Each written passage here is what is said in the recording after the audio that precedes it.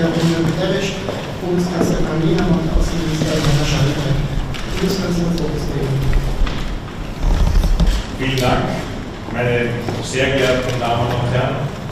Es ist für uns eine große Freude, den Generalsekretär der Vereinten Nationen heute hier bei uns zu haben. Österreich ist Sitz der Vereinten Nationen. Darüber sind wir stolz und dankbar. Wir haben eine ausgezeichnete Kooperation und werden diese auch weiter ausbauen.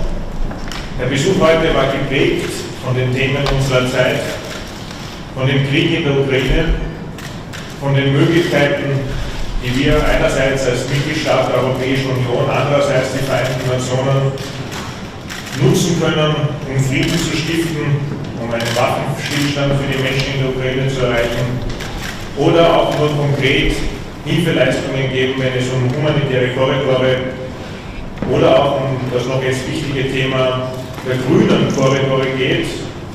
Da geht es um das Projekt, das geerntete Korn, Weizen, Mais, Ölsaaten in Millionen Tonnen aus der Ukraine herauszubringen und die Welt auch mit zu ernähren. Das trifft vor allem Nordafrika, das trifft Pakistan, das trifft Indien. Das ist eine Aufgabe, die die Weltgemeinschaft tatsächlich gemeinsam stemmen soll und muss. Und hier braucht es enge Zusammenarbeit mit den Vereinten Nationen. Österreich wird hier, so gut es geht, seinen Beitrag dazu leisten und ist auch jetzt schon in operativer Umsetzung, um hier die Ukraine bei diesem Projekt so gut als möglich zu unterstützen. Wann immer es geht, steht Österreich auch an der Seite der Vereinten Nationen, der UNO an sich, wenn es vor allem darum geht, Menschen zu helfen. 8 Millionen Impfdosen sind in der Covid-Zeit gespendet worden. Wir sind starke Befürworter des World Food Programs, weil es notwendig ist, um Stabilität und Sicherheit für die Menschen auf der Welt ein Stück weit auch zu ermöglichen. Auch hier wird Österreich, und das kann ich dem UN-Generalsekretär versprechen, ein starker Fürsprecher dafür sein, dass wir die Finanzierungen für das World Food Program weiter sicherstellen, einerseits von österreichischer Seite aus, aber was noch viel wichtiger ist, auch in der Europäischen Union dafür werben. Der Außenminister hat hier gerade in seiner letzten Besuchstätigkeit immer wieder darauf hingewiesen, dass es notwendig ist, dass wir natürlich uns zunächst um die eigene Nachbarschaft kümmern, das ist die Ukraine, den Menschen helfen, das tut Österreich im großen Umfang, über 68.000 wird Schutz gewährt in Österreich derzeit oder durch humanitäre Hilfslieferungen direkt in die Ukraine, aber wir dürfen neben diesem Krieg in der Ukraine die Welt nicht vergessen. Wir dürfen die Flüchtlingslager in Libanon und Jordanien und in der Türkei nicht vergessen. Wir dürfen die Regionen, die von Armut bedroht sind, in Afrika und Asien nicht übersehen und wir haben die Verpflichtung, neben all dem, was wir tun, um der Ukraine zu helfen, auch in der internationalen Staatengemeinschaft und eben mit der Hilfe der Vereinten Nationen direkt und unmittelbar diesen Ländern in Not auch zu helfen, auch wenn unser europäischer Fokus derzeit gerade im Konflikt zwischen der Russischen Föderation und der Ukraine liegt. Der Generalsekretär und ich haben ja beide erst in den letzten Wochen Präsident Putin getroffen. Wir haben ihn konfrontiert mit der Situation in der Ukraine, jeder in seinen unterschiedlichen Rollen. Der UN-Generalsekretär als Vertreter der Weltgemeinschaft, ich als Bundeskanzler der Republik Österreich und als Mitglied der Europäischen Union mit dem gleichen Ziel, der humanitären Korridore, der Hilfe für Verwundeten, einfach um ein Stück weit Erleichterung den Menschen zu verschaffen und auszuloten, welche Friedensperspektive es geben kann, auch wenn derzeit von Frieden noch lange nicht die Rede ist. Nochmals herzlich willkommen in Wien. Ich freue mich sehr, dass wir hier gemeinsam sind. Wir haben heute hier die größte Zusammenkunft der Vereinten Nationen in Wien, wo es darum geht, mit allen die Verantwortung tragen, in den Vereinten Nationen uns auch austauschen zu können. Auch dafür bin ich dankbar und freue mich auf heute Abend. Bitte.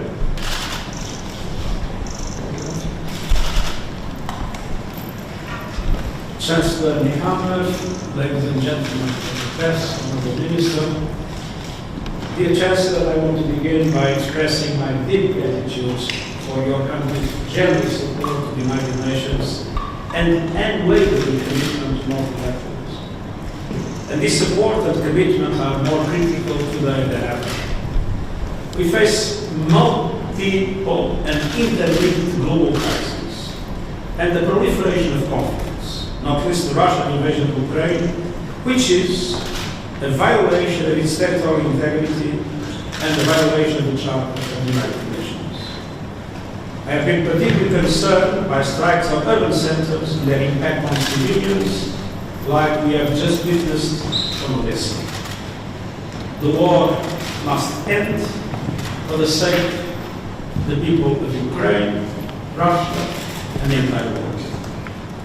We need to build a world of respect for international law and UN Charter, a world that protects civilians and offers them a peaceful future on a healthy planet, a world that advances human rights, a world where leaders live up to the values that they have promised to uphold.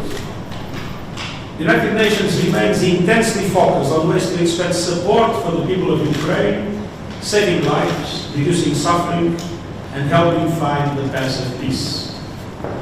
We will keep pushing for a full-scale ceasefire, effective humanitarian corridors, and safe passage for civilians and life-saving supplies, building on what, together with the International Committee of the Red Cross and the parties, we are able to do in Mariupol. Meanwhile, we have mobilized to prevent the worst impacts of the war beyond Ukraine borders, including containing the specter of regional escalation.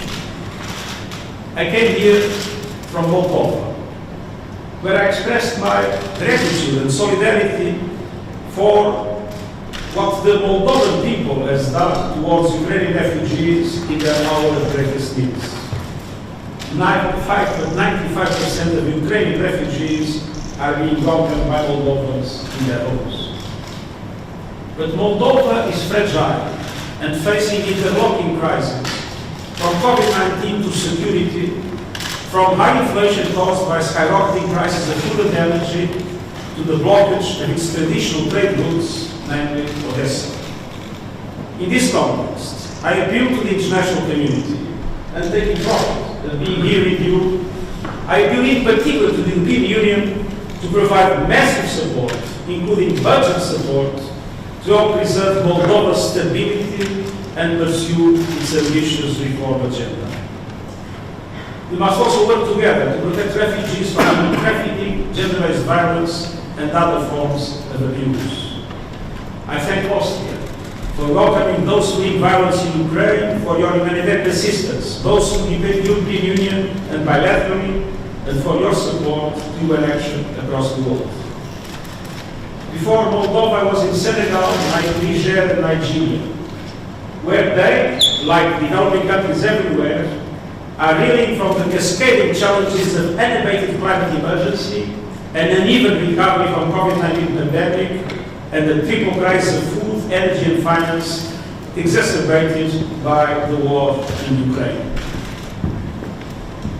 And I have to say that I'm deeply concerned, namely with the risks of hunger becoming widespread in different parts of the world because of the dramatic food security situation we are facing because of the war in Ukraine. It is my belief that independently of many other solutions that need to deal with the need to keep markets open, to avoid export bans, to do everything to interfere in the markets to keep prices as low as possible, I do believe that there is no solution for the problem without bringing back to the market the food production of Ukraine and the food and the fertilizer production of the Russian Federation and Belarus. And for my part, as I said this morning with His Excellency the President, I will do everything I can to facilitate the dialogue that can lead to results in this respect. It is encouraging to know that even at this moment of great difficulty, we have steadfast allies in our quest for multilateral solutions. Austria, as a bridge builder between East and West, and the generous host of many United Nations organizations, is such an ally. I always hear from colleagues working in Vienna that the conditions created by the Austrian authorities are so favorable that many decide to retire and go on living here. I think this is the best testimony to the fantastic hospitality of our host city and host country, Vienna and Austria.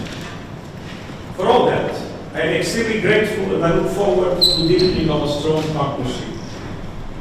Many decades ago, looking back on his life, after he was forced to flee his beloved Austria, Stefan Zweig began his autobiography with a suggestion from Shakespeare: meet the time as it seeks us.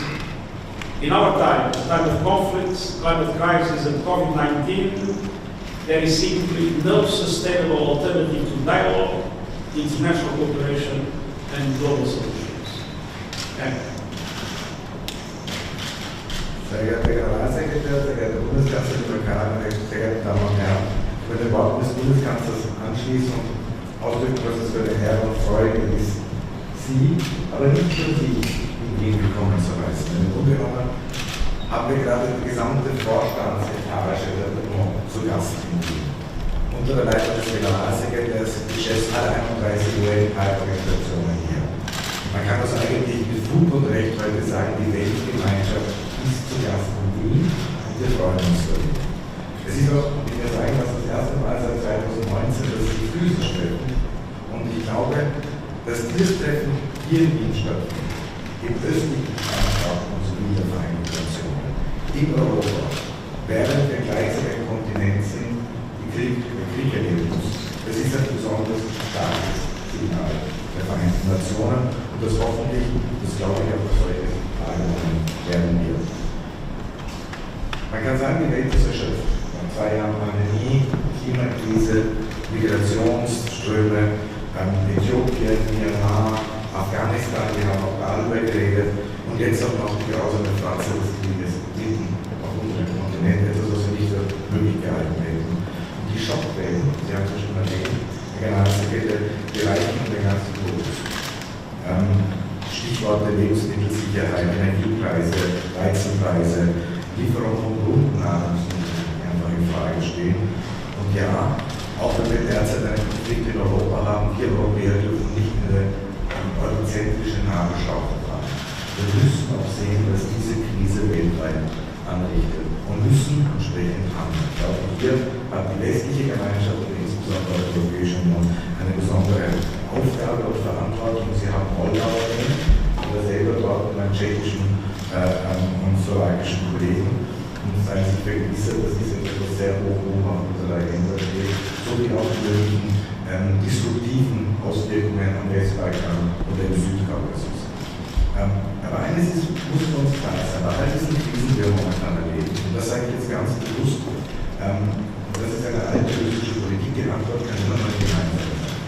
Eine gemeinsame. Wir müssen auch zur Kenntnis nehmen, dass der Angriffskrieg der Russen und der Ukraine in Wirklichkeit ein Angriff ist auf die UN-Charta, auf die Fundamente dessen, was nach dem Zweiten Weltkrieg 1945 aufgebaut wurde.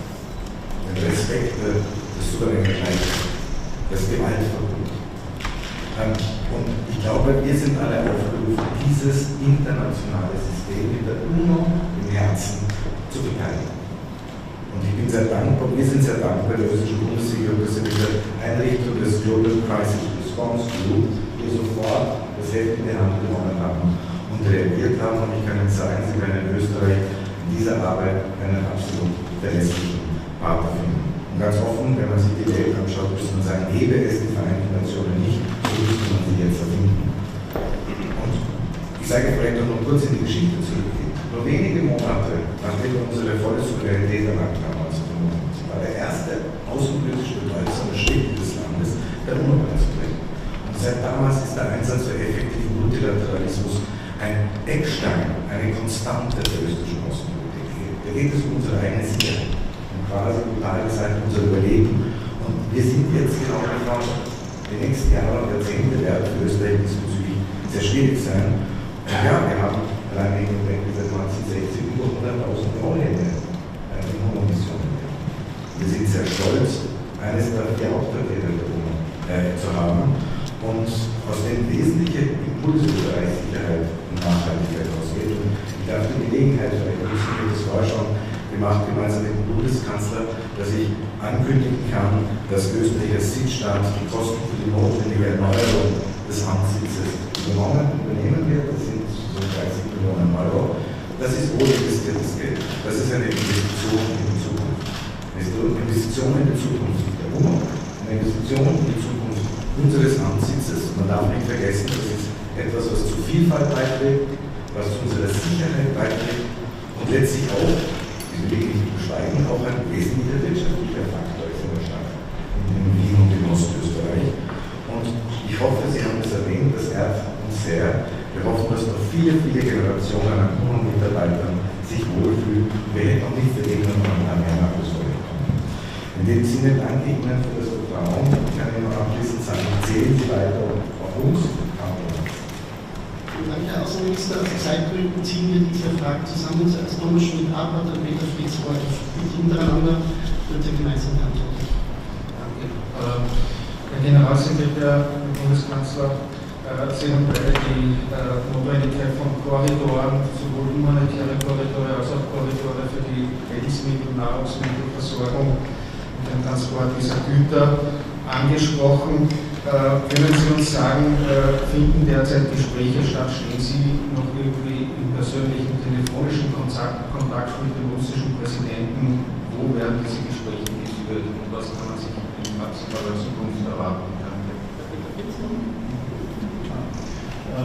Bundeskanzler, Herr Generalsekretär, Sie waren ja beide in Moskau und in Kiew. Für wie sinnvoll halten Sie nachträglich Ihre Besuche bei Wladimir Putin? Und Herr Generalsekretär, für wie sinnvoll halten Sie es, wenn möglichst viele Staatsrepräsentanten nach Moskau fahren? Halten Sie es eher für einen Vorteil, wenn Sie als multilateraler Repräsentant das tun?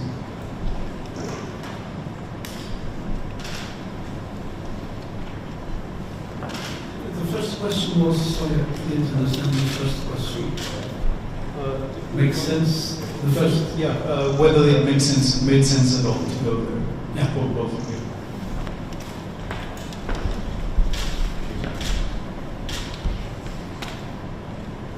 After the evacuation of civilians from Mariupol or Stat, we are in contact with Austria, with the Ukrainian and the Russian authorities in order to multiply the initiatives similar to this. These contacts are going on. Our policy was, if you remember, we only announced each of the evacuations after it was completed. There have been many spoilers in relation to this issue, and we will not be helping spoilers. So we will do more operations of the same kind, I'm sure, but we will keep them not public until they are completed, as we have done with the Mariupol operation. And at the same time, I've been in intense contacts both with the Russian Federation, with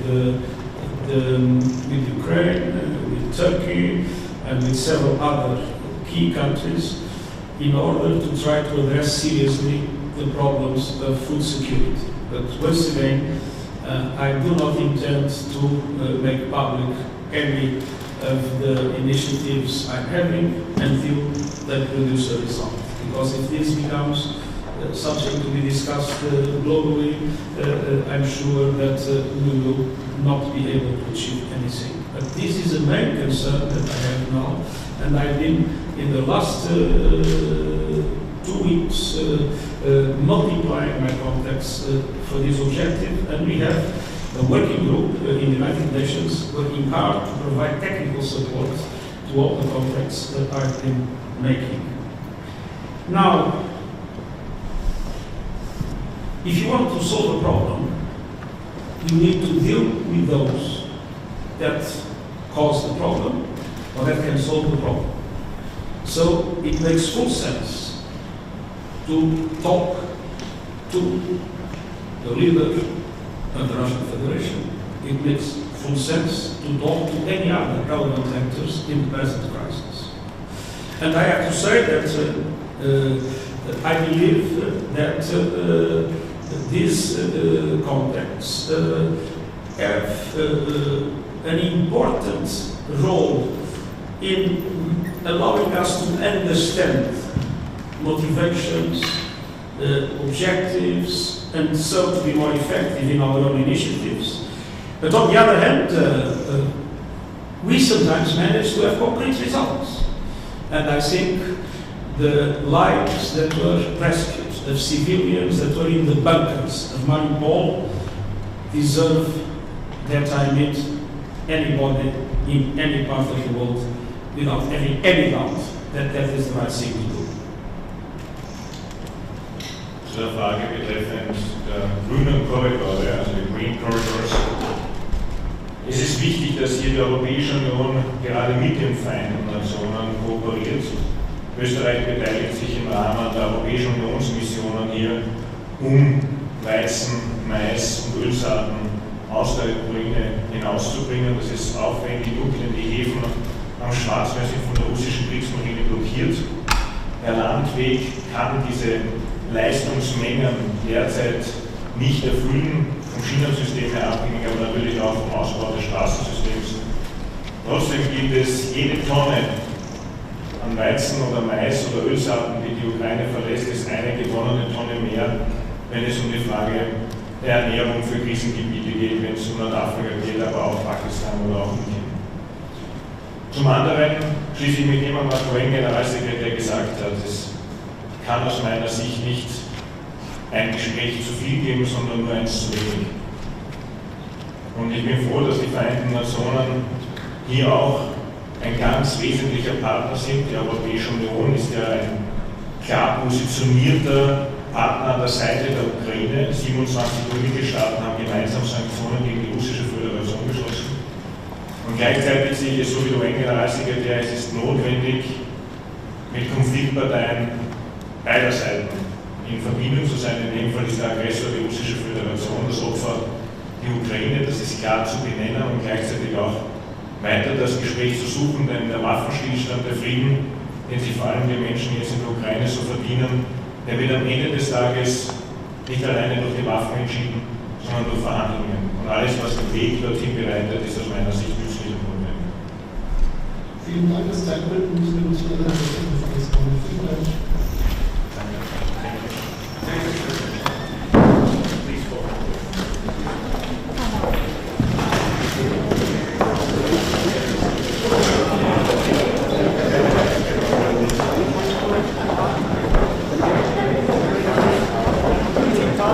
Hello.